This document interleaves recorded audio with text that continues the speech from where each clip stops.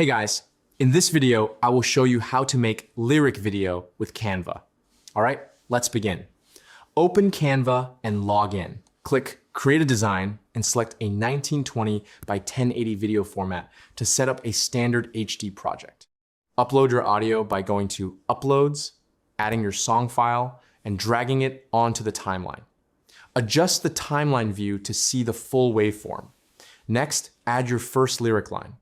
Insert a text box, type the lyrics, and position it clearly on screen. Choose a readable font, proper size, and high contrast colors. Apply a simple animation like fade or typewriter for consistency. Align the text timing with the audio by dragging the text layer edges on the timeline. Use preview controls to match lyrics with vocals precisely. Duplicate the text box for each new line to keep styling consistent, then update the text and timing. Avoid overlapping lines and ensure readability. Add a background if needed, keeping it simple and not distracting. So that's basically how you can make lyric video with Canva. That's it for this video. Thanks.